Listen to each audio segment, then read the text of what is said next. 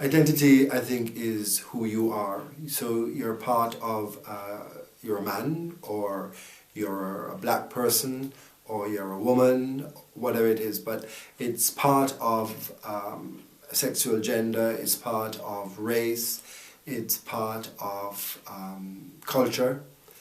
How would I define it? I define it in the sense that you're part of a group, and that group is defined by its color, its gender. It's defined in terms of how people...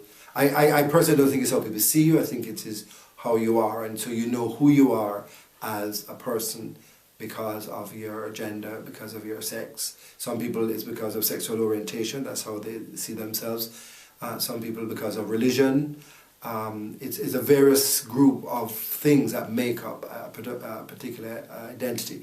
But identity can be defined as a thing, and you fit into that because of who you are. I think the simplest way to define identity is that it is what constitutes everything that makes up a person's personality. And I would probably say that from my own point of view, that identity is primarily a collective identity. I don't think, to put it in John Donne's language, no man is an island, that we don't constitute identity ourselves, but as part of a social group, as part of a society. I think identity for me is a kind of a composite. It's made of lots of different selves. So I increasingly don't define myself as belonging to a particular nationality, for example, or a group, but I like to think of myself as having different selves. So I'm, a teacher, a Sri Lankan, an immigrant, a Londoner, lots of things, but I'm not, I would say, somebody who defines themselves through one of those as being stronger than another. So I think identity is something that's fluid, it changes all the time. So I'm kind of more drawn to that in a way, that I'm free to be something that's fluid, as opposed to something that's quite stable. Is maybe how one sees oneself. What group you identify with. Will that do?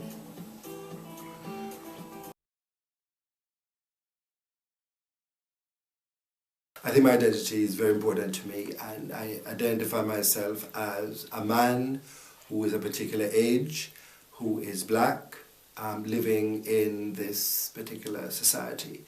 What is important to me is my color. That's very important, and I don't really take any kind of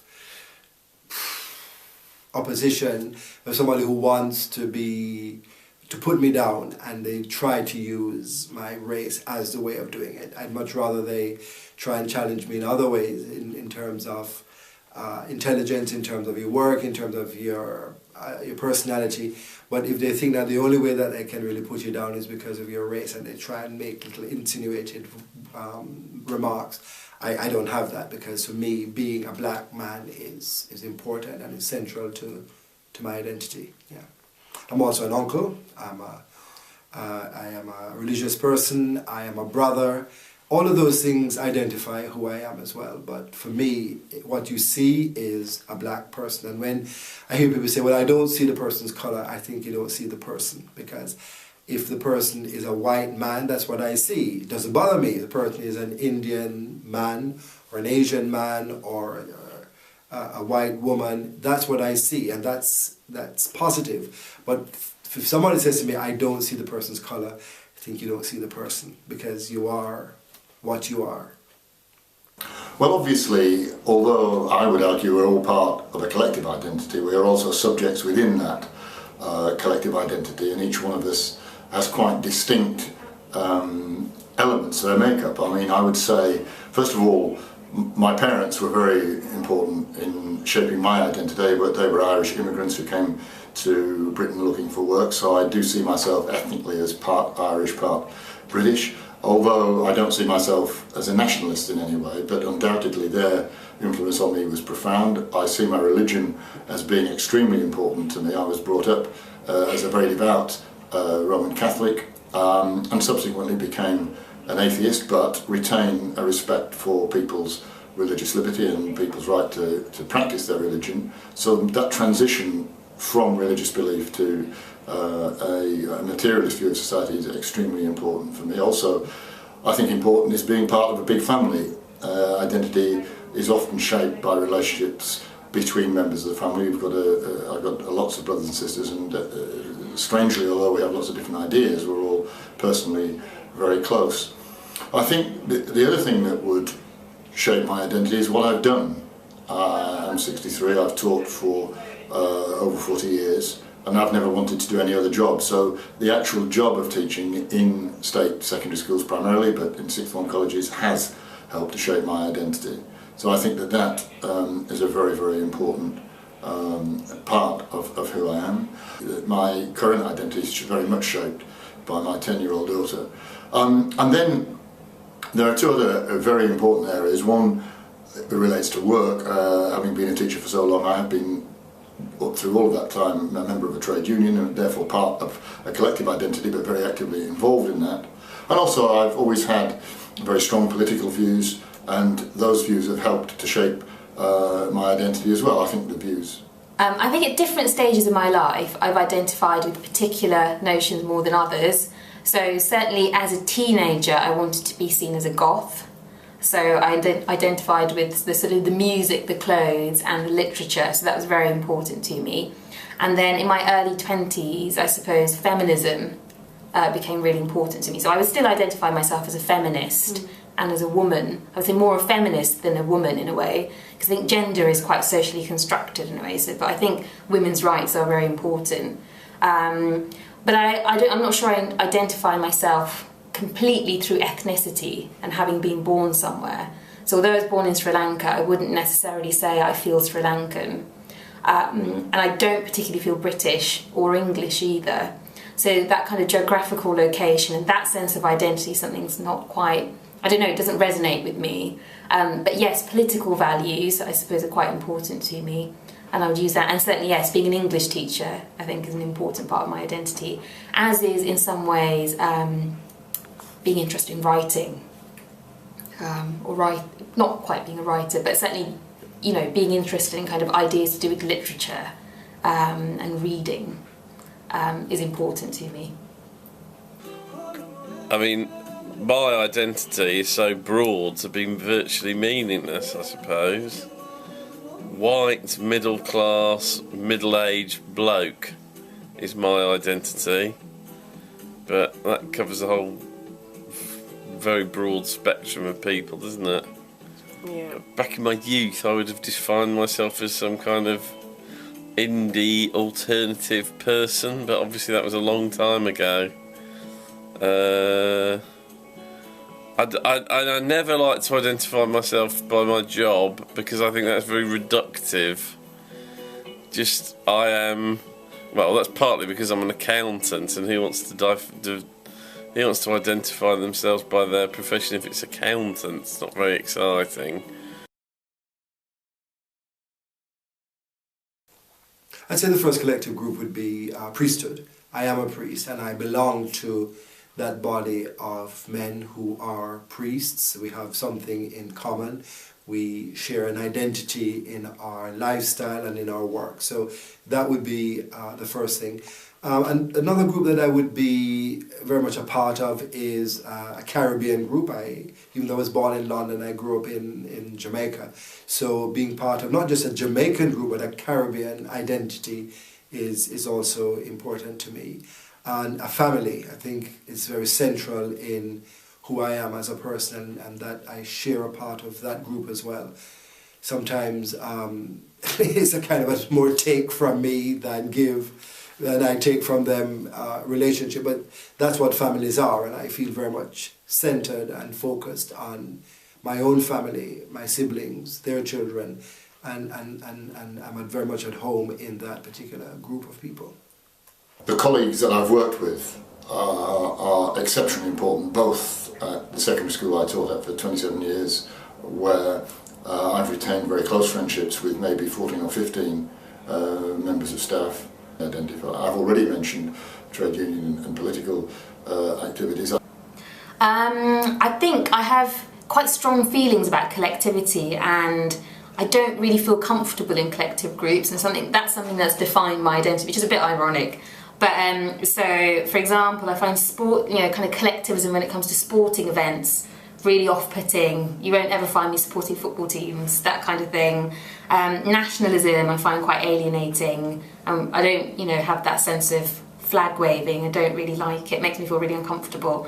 But I think I identify myself, as I said, as a feminist. And I think increasingly as somebody who's in an interracial relationship. That's quite important to me, being a mixed couple. Because we have other friends who are in mixed relationships, and I think there is a kind of sense of identity if you're with somebody who's from a kind of different background. So I think that's quite important to me now in a way that it wasn't before.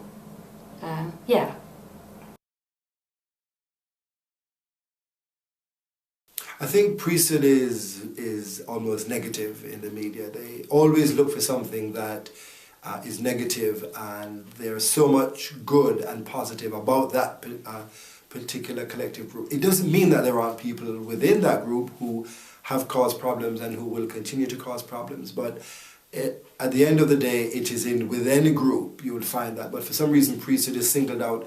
I suppose families are going through a very, very tough time within the media right now, and people are looking for that sense of belonging, that sense of identity. And so a lot of the things that we see happening are people, especially for young people that have spoken to me, have counseled, they want that sense of belonging, and so they look for a group that will fit in with making them feel loved and centered and that they belong. And sometimes that is good for them, but as we know, sometimes it can also be negative and can lead them into areas which are very detrimental to their lifestyle and to who they are. So I think families come under a great deal of pressure from the media, and certainly one of the most central ones for me, which is priesthood. That the key groups that I identify with are traduced by the mainstream media almost uniformly. That everybody adheres to the same aspirations, the same principles. So people who don't adhere to those principles are portrayed in a very inimical way. Teachers are often portrayed, as insular, only interested in their own sphere of work, dyed-in-the-wool public sector activists, usually associated with, inverted commas, progressive ideas, and usually associated as being part of trade unions. So you get words like trendy used about teachers, you get words like out of touch being used about teachers, when in fact what the media are trying to do is to create a different kind of teacher, perhaps in the image of Michael Gove, going back to what he calls the 3 R's and uniform, and I hasten to add the private investment in education. So that is the media construction of the teachers, the media construction of trade unions in the media. It's universally hostile. That it's somehow that they are the greedy ones and not the people who've actually stolen the wealth off the country, the bankers and the big businesses and the merchant corporate raiders and all the rest of it. So I think it is fair to say I don't think that the mainstream media represent my ideas in any way fairly. However, there are all sorts of left-wing socialist alternative media that do look at things much more critically, and occasionally, even on the mainstream media, on BBC or BBC Two or Channel 4, occasionally you do get fantastically good programmes that do look at things from a slightly different perspective. So, there are exceptions to the general view, but I would say that we are not adequately represented. I'm always interested, obviously, having been born in Sri Lanka, there's a kind of natural instinct in me to look out for Sri Lankans in the press. So, for example, I'm always interested in that and see how they're represented. So I think a recent example is someone like MIA, who's very openly Tamil and talks about the Sri Lankan conflict. I always find the way that she's presented in the media really interesting. But there's always a kind of bit of tension if you're Sinhalese, and then there's, the kind of Sinhalese Tamil tensions, and how that's presented by the Western media, I think, is quite interesting. But I also, I suppose, yeah, I do look at how mixed race couples or interracial relationships are presented in the media. I'm always interested in the kind of things people have to say, or if there's a couple of EastEnders who are mixed, I kind of wonder about that sometimes because Do you think it's negative or positive? I think it's increasingly positive. I think 20 years ago it would have been I don't know, maybe 25 years ago, a kiss between a black man and a white woman would still be something that would have been controversial in some way, but it's not now. But I think the media perceptions of that are changing. But there's still, I think, a kind of taboo, for example, if you see an Asian woman with a black man. And I think, the community I come from would certainly say that as well. So there are some taboos that need to be broken in the way the media presents those as well. Ooh. Well, my representative group, I suppose white, middle-class, middle-aged blokes, runs the media, and it's pretty much run by and for the group that I suppose I belong to in very broad terms.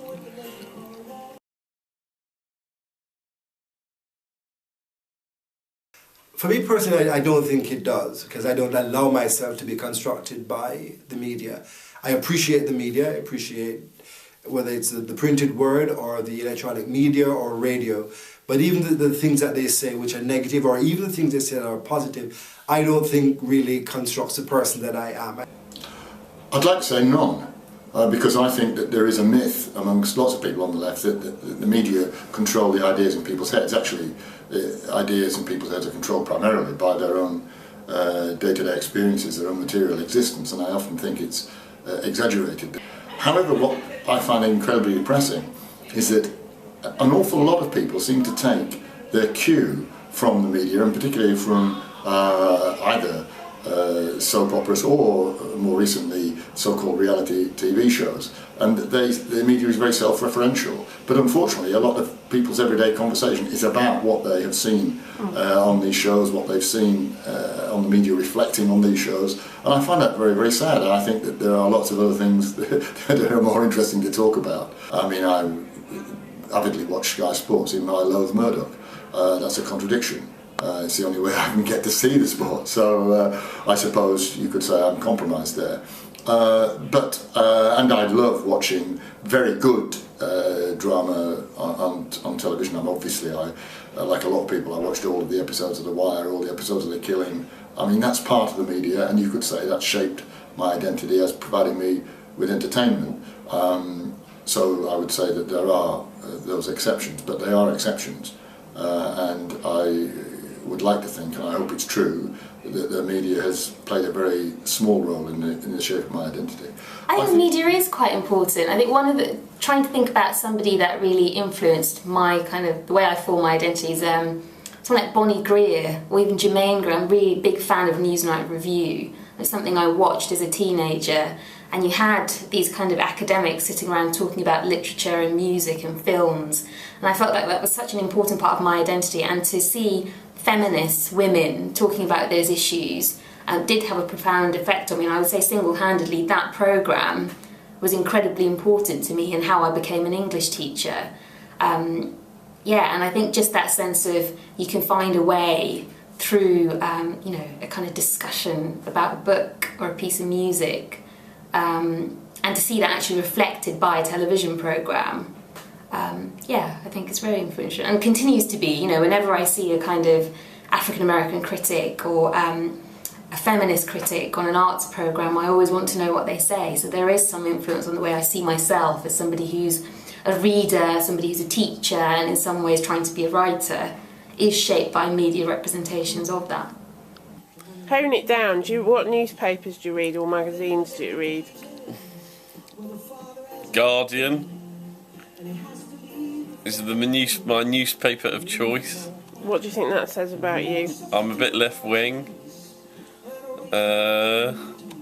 Based in London, white middle-class male. Yeah. There's no getting away from it. No. What about magazines? Private Eye. Political satire. Yes. Word magazine. What's that? That's about the sort of pop music Don't that tell white me. middle class males like. Generally. Right. Okay, so it's a magazine for middle-aged, white, middle-class blokes written by The same. the same Yeah. about Music made Made largely by white. white, middle-class, Middle- middle-aged blokes. Yeah. Woo! Rock on, yeah.